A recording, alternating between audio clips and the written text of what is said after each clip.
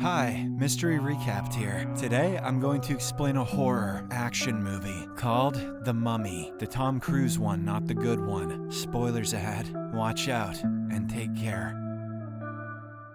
The movie opens in 1127 AD when a group of English Crusader knights captures a massive red ruby from ancient Egypt. They bury it in the tomb of one of their own, hoping that no one will find it. The scene then shifts to present-day London, where a construction crew uncovers several knights' tombs in the same location. A scientist named Henry Jekyll of Jekyll and Hyde fame. Remember, this movie was the birth of the death of the birth of a cinematic universe. Investigates the site and suspects the tomb is related to the story of Amanet. She was an ancient Egyptian princess who was purposefully erased from history by her own people. Through a flashback to ancient Egypt, we see the story of Princess Amanet, who was the only daughter of a pharaoh. She was trained as a warrior and was supposed to rule the kingdom after her father. However, her plans were foiled when her dad remarried and had another son, who then became the heir. Despite this, the princess refused to give up her inheritance and made a pact with Set, the Egyptian god of death. He promised her great power if she helped him take a human body so that they could rule together as king and queen. He then gave her a special dagger to transfer his spirit into corporeal form. Upon grasping the dagger, Amanet gained superpowers. Her body also became covered in tattoos, her eyes turned reddish, and her pupils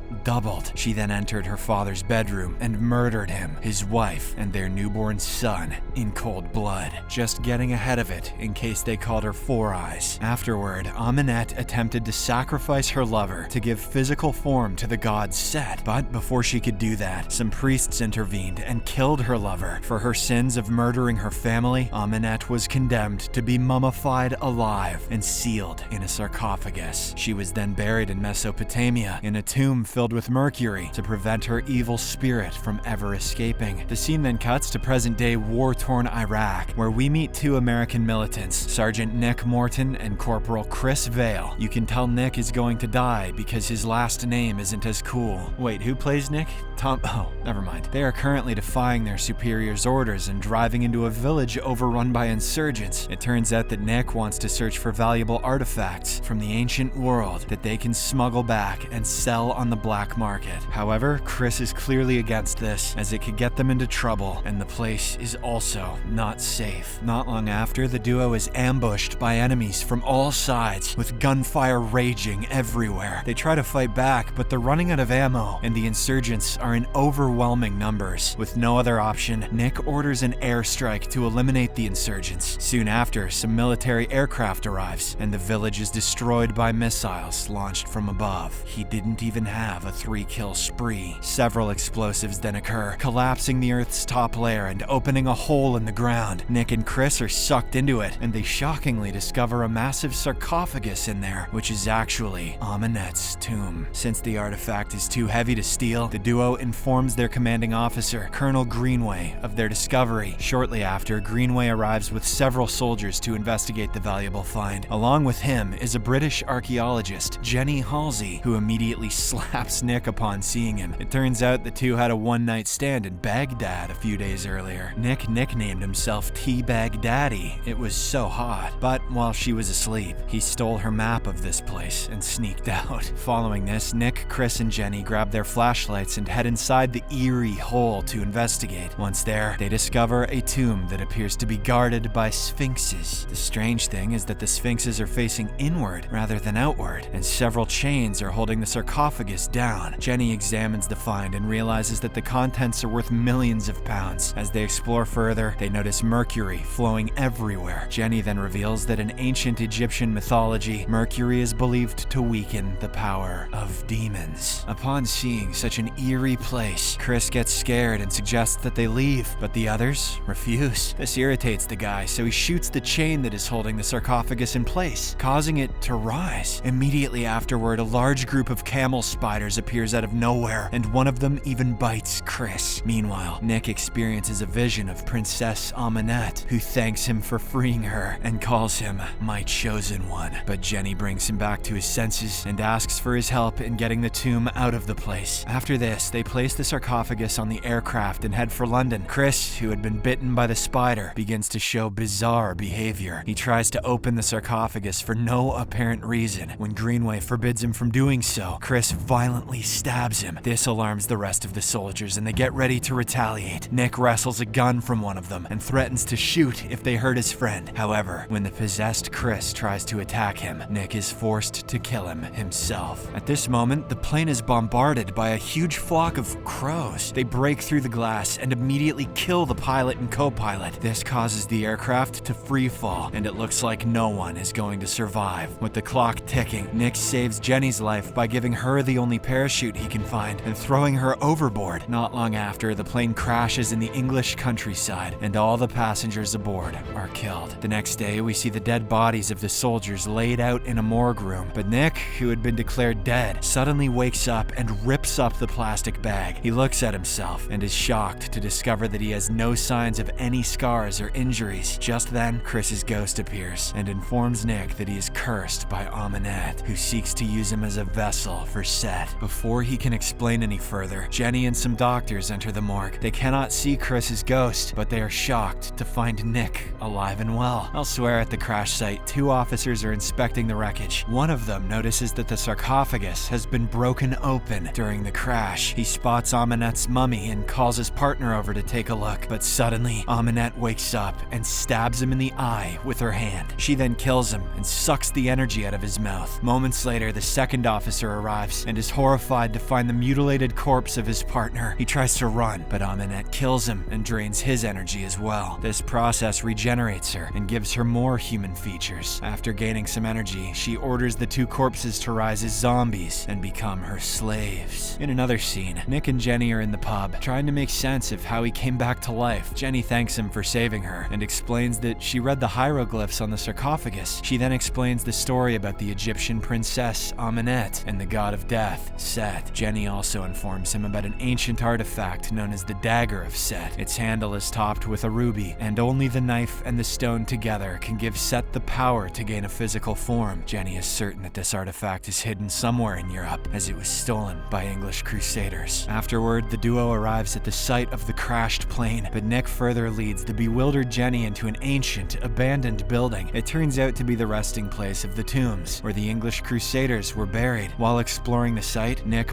blacks out and suddenly finds himself inside a church, where several zombies capture and restrain him. At this moment, Amanet makes her grand entrance and calls him her chosen one. She then destroys a statue, revealing the dagger that had been hidden within. Amanet tries to finish the ritual that will transform Nick into Set, but she stops abruptly when she notices the ruby is missing from the dagger's hilt. Jenny also arrives at the spot, which distracts Amanet and her zombies. The enraged princess rushes to attack Jenny, giving Nick the opportunity to free himself. He fights off the zombies using the dagger and manages to subdue them. The duo then escapes the place and drives away in their van, but several zombies appear in their path, causing the van to swerve and crash. In the aftermath, Amanet slowly approaches the wreck, but then suddenly, several armed men show up and shoot her with mercury-tipped bullets. They successfully restrain her and also help the duo get out of the wreckage. In the next scene, Nick and Jenny arrive at a facility that is hidden beneath the Natural History Museum of London. As Nick walks through its halls, he notices strange artifacts, including a skull with fangs and a scaly forearm. He eventually meets Henry Jekyll, who turns out to be Jenny's boss. The scientist introduces himself as the leader of Prodigium, a secret organization devoted to uncovering and containing dark forces. I'm the Samuel L. of this bitch. Meanwhile, Amanet is heavily restrained, with mercury pumped through her veins to keep her subdued. Henry then informs Nick that his facility is the only one capable of removing his curse, but Amanet says that his fate is sealed and the curse cannot be undone. Meanwhile, another archaeological team of Prodigium is seen excavating the Crusaders' tomb. They unexpectedly discover the ruby, which Amanet also learns of with her powers. To break free, she summons a spider and orders it to crawl into the ear of a Prodigium technician. The possessed technician then destroys the component of the machine that pumps mercury into her veins. Later, Henry and the team are also informed about the discovery of Ruby. Henry tries to inject himself with a serum, but Nick stops him and demands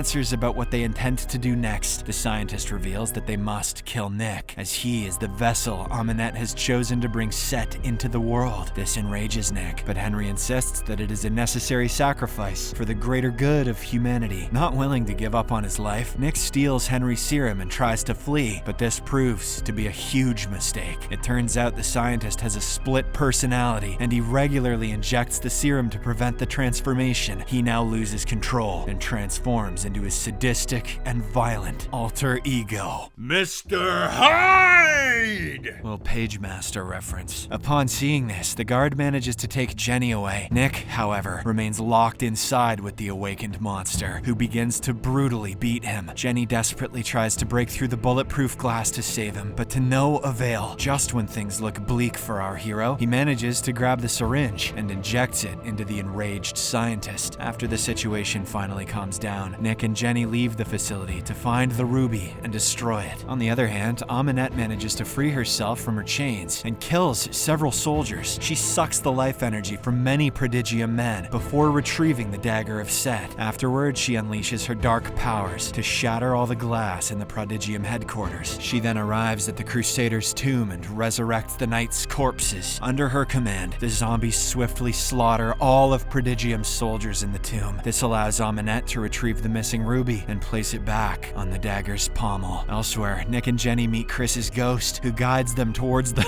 ruby. However, on their way, they are intercepted and attacked by the corpses of the Crusaders. The zombies destroy a wall, causing them to fall into the sewer waters. But despite the odds, the duo fights bravely against them, with Nick managing to smash and rip their heads off. After they finally free themselves, they try to reach the surface and leave, but unfortunately, Amanet shows up out of nowhere and drags Jenny underwater. Nick struggles to catch up, and by the time he reaches her, Jenny has already passed away. A devastated Nick then launches an attack on Amanet with all his might, but he's obviously of no match against her and ends up getting injured. The princess informs him that there are fates worse than death and that Jenny is in a better place. She then grabs him by the neck and says he should surrender to her because when all is over, he will thank her. This seemingly convinces Nick, and he allows himself to be kissed by Amanet, but it turns out to be a trick. "Made you kiss me?" And he immediately snatches the dagger from her. He then decides to destroy the ruby, hoping to end her power for good. However, Amanet tries to change his mind by claiming that if he allows himself to be possessed, he will transform into a god with power over life and death. Upon hearing this, Nick looks at Jenny and realizes he wants nothing more than to bring her back to life, but he also understands that the ritual will give Amanet power over him. Hence, after a bit of consideration, he stabs himself in the heart instead. This causes him to undergo the transformation, and his eyes separate into two sets of pupils. Amanet is thrilled by the sight, and Nick approaches her carefully. She thinks he's about to kiss her, but little does she know Tom Cruise never kisses ladies in his movies, and Nick begins attacking her with his new superpowers instead. He easily overpowers the princess, pins her down, and starts sucking out her life energy. In the end, Amanet collapses and reverts back to her shriveled mummy form. Next, Nick uses his powers to resurrect Jenny, but when she finally comes back to life, he is nowhere to be seen, leaving her confused. After a bit of searching, she eventually notices Nick hiding in the shadows. He is refusing to show his face, even after Jenny calls him multiple times. This makes her realize that he sacrificed himself to save her life. With tears in her eyes, Jenny begs him to stay, but Nick bids her farewell and leaves, as he knows he's no longer a human. The scene then cuts to a few days later, where we see Henry and Jenny watching on as the mummified body of Amanet is sealed in a sarcophagus. The sarcophagus is then filled with mercury to prevent the princess from ever escaping again, unless more greedy idiots find it again in the future. Elsewhere, in the desert, we see Nick with Chris, whom he has brought back to life. The movie ends as the two best friends ride off on their horses, heading off to seek out a new